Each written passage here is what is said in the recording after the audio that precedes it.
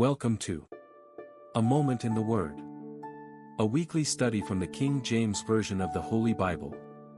Brought to you by Living Word Bible Church, United Kingdom.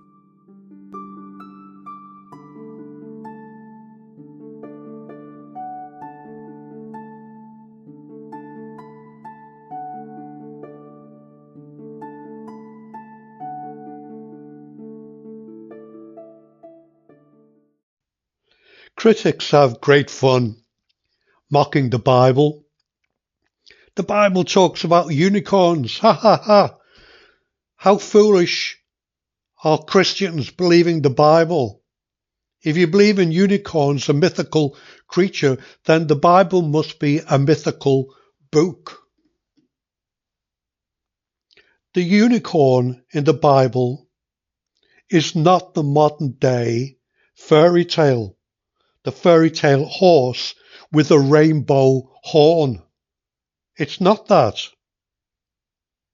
I believe that Noah took unicorns into the ark. Now, there'll be people at that point who maybe not believe in the Bible or come on here just for a bit of entertainment, maybe, would laugh. But wait, the laugh is going to be on our side. The modern depiction of the unicorn is the devil's attempt to mock God's word. Up until the Middle Ages, the unicorn was never depicted as a horse with a horn coming from its face. It is only during the Middle Ages that it became the fabulous horse, sometimes with goat-like features, but certainly a horse with a horn. People knew next to nothing of the Bible and the background to the words used in the Bible. And so the devil during the Middle Ages brought about this concocted notion that the unicorn was a horse with a rainbow horn sticking out of its face. In the Hebrew text, the word is re'im. It's an ancient animal, a huge, wild, powerful beast. Modern translations, ashamed to take on board what the Bible actually teaches, will not use the word unicorn in case they get laughed at. So the modern translators of Bibles put the word wild ox or buffalo in. But the description is absolutely incorrect. The word unicorn is mentioned 12 times in the King James Bible and some other Bibles that predated the King James. So why does the King James Bible use the word unicorn rather than what it actually is? I'll explain as well as I can. The word unicorn, as I mentioned, or unicorns, is mentioned 12 times in the King James Bible. The most prominent places are Numbers 23:22, Job 39 verses 9 to 10, Psalm 22 verse 21, Isaiah 34 verse 7. We're not going to look at the text because I'm only interested in the word unicorn. So this word unicorn came from a translation chain, if you like. There was the translations that gave a word to depict the animal in question. There's a chain of that. The Hebrew is re'im, a large, fierce, horned animal. The Greek Septuagint translated as monokeros. Monokeros We're getting nearer to it now. It means single-horned. Mono, meaning one. Horn, one horn. So at least we can say that it was a one-horned beast. The Latin Vulgate used the word unicornus, and it means exactly the same thing as monoceros. Unicornus. Exactly the same word where we derive our word unicorn. And the King James Bible, the King James translators simply followed the Latin tradition because, well, you may say, why did they follow the Latin? Because there's so many. In fact, all of our animals on Earth today are given a Latin name. We've updated the name, but the Latin name is still there. I'm not going to go through animals to describe their Latin name, but you can go and find that out for yourself. So cornus, unicornus, unihorn, that's what it means.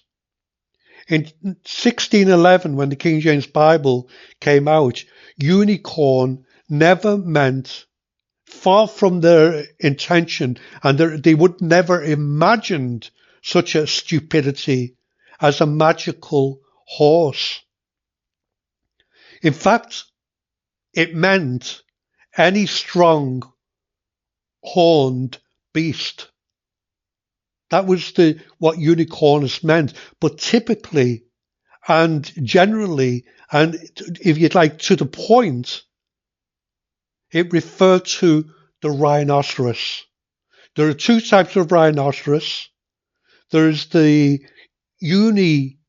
rhinoceros, the one-horned rhinoceros, and that's called in Latin. Guess what it's called in Latin? The rhinoceros. Yeah, you've got a unicorn. The Latin name for rhinoceros is unicorn. You see what the devil did? He had to go at the Bible to make the Bible a laughingstock for no reason at all, but that stupid people would pick up on that in our day and say, oh, look, the Bible is just a fable, a book of fables, because it talks about the unicorn. How can there's never been a horse with a horn, and there never has been. But there's always been the rhinoceros. So there's the rhinoceros. One species of the rhinoceros is the unicorn, the unicornus. And the other species is the bicornus. The word bi means two. Two-horned. So we do have today the single-horned rhinoceros and the two-horned rhinoceros. But look at the names of them. Let me repeat it to you again. Unicorn and bicorn. They're both referring to the rhinoceros. The Bible is referring to the rhinoceros. Every description of the rhinoceros in the Bible, if you think in your mind, I should say, every description of the unicorn in the Bible, you think of the rhinoceros and it fits perfectly. It doesn't really fit with any other animal. It doesn't fit with the bison or the buffalo or the bull or the ox, because they have two horns. The Bible's very specific here. It's the unicorn. It's the one-horned rhinoceros. The word rhino, if someone gets, is it called rhinoplasty or whatever it is, having the nose fixed? Some method of having the nose straightened, but things to do with your nose is called rhino, whatever it is. And keros is horned. Rhinoceros, rhinoceros. You see how it just moved in its pronunciation? A nose, rhino, keros, horned, rhinoceros, rhinoceros. And it is as simple as that. The Bible is always true. So what actually happened? Oh, I should ask, what does the Bible actually mean by what was the Re'im, the rhinoceros? Well, modern scholars are nearly unanimous in describing it. The Re'im described the Hebrew word, a massive wild animal that stood over 6 feet at the shoulder and was known for being unable to be tamed, extremely strong, aggressive, and from a symbolic point of view, very powerful. That fits every biblical description of the rhinoceros. How did people get it so wrong? Well, the devil pulled the wool over their eyes. I was almost tempted to say to pull the horn over their eyes. The devil made them believe it was some kind of horse with a horn, a mythical being, a mythical animal. But the Bible doesn't say anything like that. I'm talking about the King James Bible. I am not talking about the modern translations. You look up every modern translation and it will use wild ox, doesn't fit, not a unicorn. A buffalo, not a unicorn. Or some other animal it'll come up with, not a unicorn, because they have 2 horns. No, this is a one-horned animal. In Numbers 23:22, God's strength is described as the unicorn. In Job 39, verses 9 to 10, the unicorn can't be domesticated. In Psalm 22:21, David compares his enemies to the power of the unicorn. In Deuteronomy 33, verse 17, Joseph's tribes are pictured as powerful as the unicorn. There's only 3 Textus Receptus Bibles that use the word unicorn in addition to the King James. The Bishop's Bible, when I've been translating the Bishop's Bible into modern English, I purposely changed the word unicorn into rhinoceros, because that's what it literally was. The Coverdale Bible and the Geneva Bible. Surprisingly, the Douay-Rheims version of 1582 gets it right in some of these texts. It uses the words rhinoceros. They knew what it meant, but they instead decided, the modern translators decided to go the way of Satan. All modern versions get it absolutely wrong. As soon as you know what a unicorn is, a rhinoceros, then there's no problem whatsoever. The King James translators just simply borrowed, like the word baptism.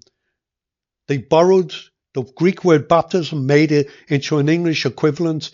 And so the unicorn, they've borrowed the Latin word and brought it over. The Bible never suggests anywhere that it's a mythical creature. Why does it matter anyway? Well, it matters because we've got to stop the mouths of these people who think they've got a gotcha moment. We're saying that Christians believe in unicorns. The Bible talks about unicorns. It's not a biblical error. It's not a fanciful animal. It's a translation issue, and that is all it is. The original Hebrew describes a real animal. Modern translations fail to describe the creature because of the risk of being scorned by critics. This is a great example why we have to study the Bible in its context, because study and context matters with faithful Bible reading. The unicorn, just the rhinoceros.